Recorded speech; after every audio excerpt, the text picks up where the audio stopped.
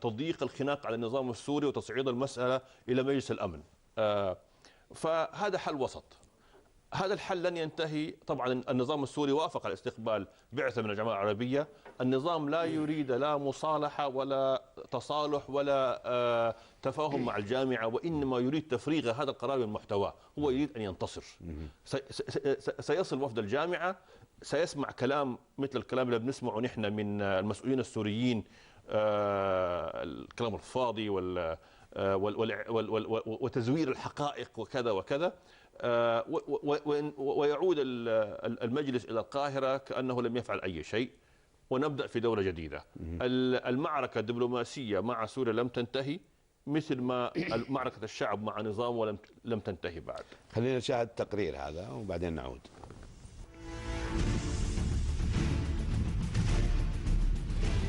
مبدأ عدم التدخل في الشؤون الداخلية. الحوار مرفوض حسب وجهة النظر السورية في مثل هذه الظروف، بل تعده تدخلا في شؤونها الداخلية، بينما هي التي تنادي بالقومية العربية وتوحيد الكلمة والصف العربي. ولكن على ما يبدو أن اجتماع وزراء الخارجية العرب بالنسبة للمسؤولين السوريين لا يعني شيئا لهم مهما خرج به من توصيات أو قرارات، فالمسؤولون السوريون اعتادوا على الرفض للرفض، فقد رفضوا سابقا قرارات مجلس الأمن كافة ووقف الفيتو في صفهم تارة، لذا هم ماضون فيما يصفونه بالحفاظ على الوطن وأزمة وستمر، لتدور حول مواقفهم التساؤلات والتحليلات وتثار الكثير من علامات التعجب. أهي سياسة جديدة لا يعرفها غيرهم، أم هو قمع وعنف وتكميم للأفواه ممنهج؟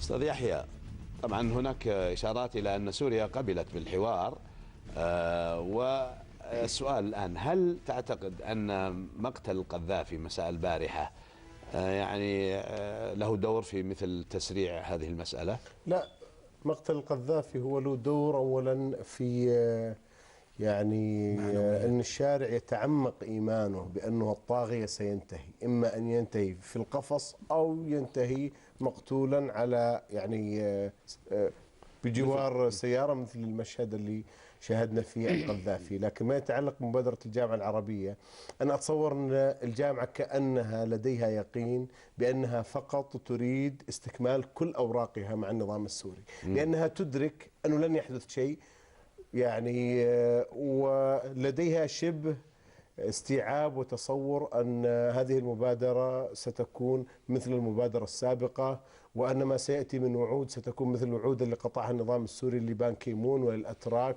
وللجامعة. ليش تجزم بهذا؟ يعني لأن هل تتوقع أن يفاجئك النظام يعني بالقبول لا يستطيع النظام السوري الآن أمامه حالتين: إما أن يواصل القمع بوضعه الحالي وزيادة، أو أن يتنحى عن النظام. لا يوجد لديه الآن أي خيار ثالث. لا يوجد أي خيار ثالث. طبعا مصداقية الجامعة ستأتي بعد نهاية هذه المهلة، لأنه ستنتهي هذه المبادرة دون أن يحدث شيء. بعد ذلك ستثبت الجامعة العربية مدى مصداقيتها، إن كان لديها بالفعل ما تقدمه، أو على الأقل ما يريده الشارع العربي من الجامعة، إذا كان لا يزال لديها ما تقدمه. هي أن تتعامل مع الملف السوري مثل ما تعاملت مع الملف الليبي. هي التي ساهمت في إعطاء يعني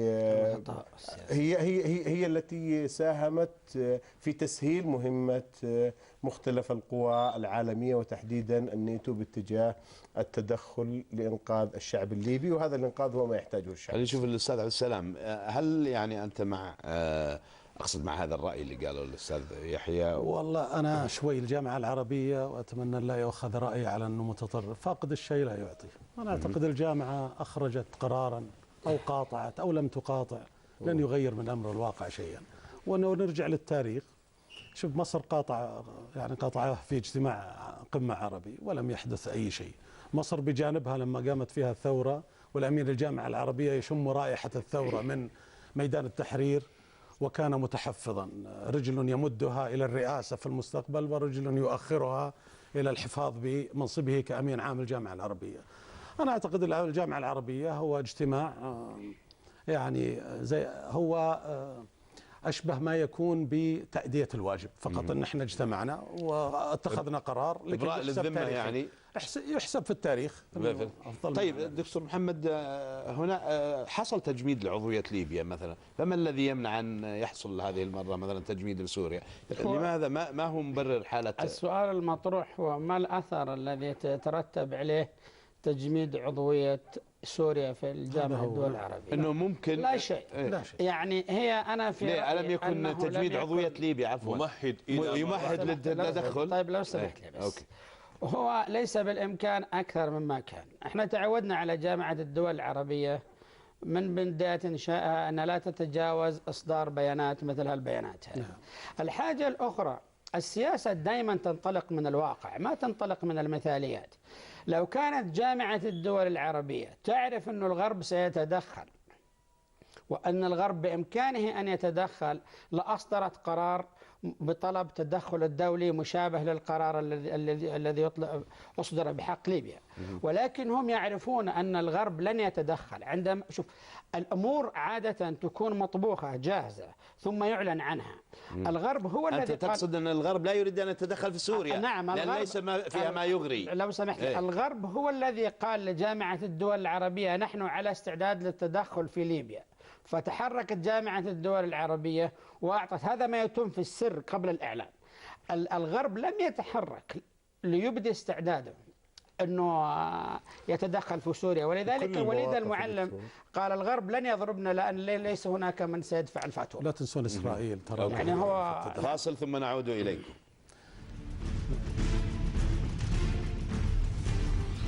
فرنسا نحو الاشتراكيين، ماذا عن أوروبا؟ لاحقا الكهرباء، ملاحقة النمو وطاقة نظيفة.